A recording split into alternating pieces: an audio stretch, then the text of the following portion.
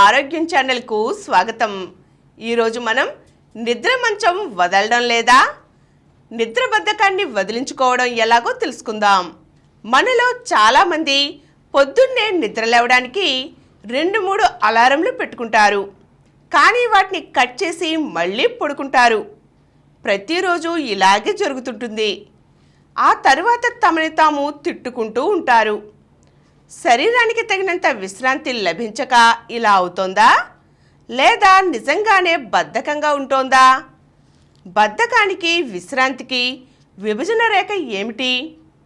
ఉత్సాహకరమైన ఉదయాన్ని ప్రారంభించడానికి నిద్ర మంచం మీద నుండి లేవడం అనే కష్టం నుండి బయటపడటానికి ఏం చెయ్యాలో చూద్దాం. మరి రాత్రి పడుకునే ముందు అలారం సెట్ చేసి పెట్టుకుంటారు. ఉదయాన్నే ఆ అలారం మోగగానే మెలకువ వచ్చినా లేవకుండా అలారం ఆఫ్ చేసి మళ్ళీ పడుకుంటారు. నిద్ర రాకపోయినా అలాగే పడక నుంచి బయటకు రాకుండా ఉండిపోతారు. దీంతో నిద్రపోకపోయినా అలాగే పడుకోవడం వల్ల సమయం వృధా అవుతుంది. అయితే విశ్రాంతి కోసం కొంత సమయాన్ని బద్ధకంగా గడిపినా పర్వాలేదు, కానీ విశ్రాంతి కోసం పనిని పక్కన పెట్టడం వల్ల ఇబ్బందుల్లో పడతారు. చాలామంది బెడ్ మీద ఉన్నప్పుడు ఫోన్లో మాట్లాడటం, మెయిల్స్ లేదా సోషల్ మీడియా వార్తలు చూడటం చేస్తుంటారు.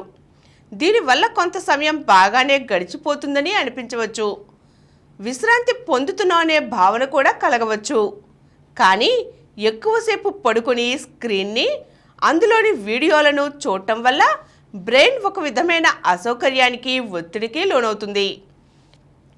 ఉదయం లేస్తూనే ఫోన్ తీసుకొని వచ్చిన నోటిఫికేషన్లు, మెసేజ్లు చూసే అలవాటును మానుకోవడమే మంచిది. రోజువారీ దినచర్యను ఎలా ప్రారంభించాలో తెలుసుకోవాలి. మంచం మీద నుంచి లేచి బయటకు వచ్చిన వెంటనే ఒత్తిడిని పెంచే పనులు ప్రారంభించకూడదు.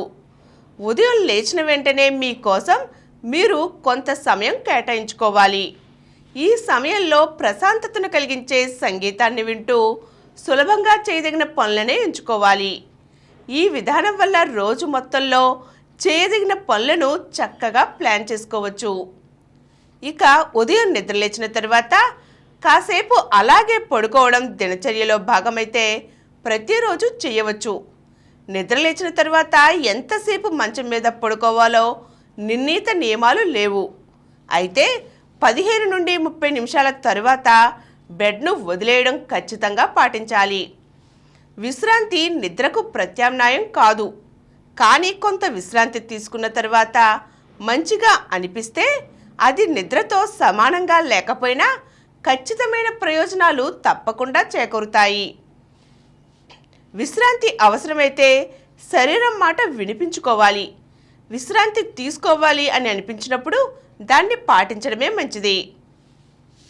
దీంతో ఒత్తిడి తగ్గుతుంది, మానసిక ఆరోగ్యం బాగుపడుతుంది, రోగనిరోధక శక్తి పెరుగుతుంది, చర్మం యవ్వనంగా కనిపిస్తుంది, జ్ఞాపక శక్తి బాగుంటుంది. కొంతమంది వారాంతాల్లో రోజంతా మంచంపైనే బద్ధకంగా పడుకుని ఉంటూ ఉంటారు. ఇలా చేయడం వల్ల ఏ పని చేయలేకపోయాం అనే అపరాధ భావనకు లోనవుతారు. దీనివల్ల కొన్ని ముఖ్యమైన పనులు పూర్తి కాక కొత్త చిక్కులు ఎదురయ్యే ప్రమాదము ఉంది.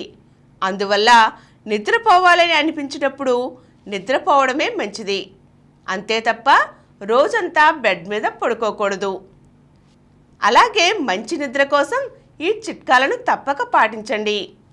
రోజు ఒకే సమయానికి నిద్రపోయేలా, ఒకే సమయానికి నిద్ర లేచేలా చూసుకోండి.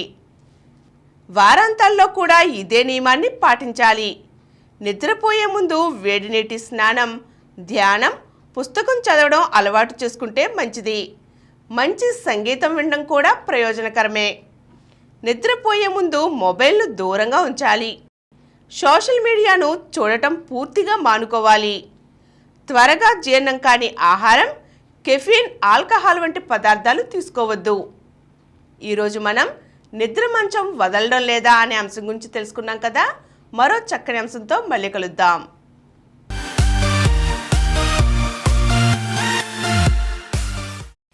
ఈ కార్యక్రమం మీకు ఎంతో నచ్చింది కదా.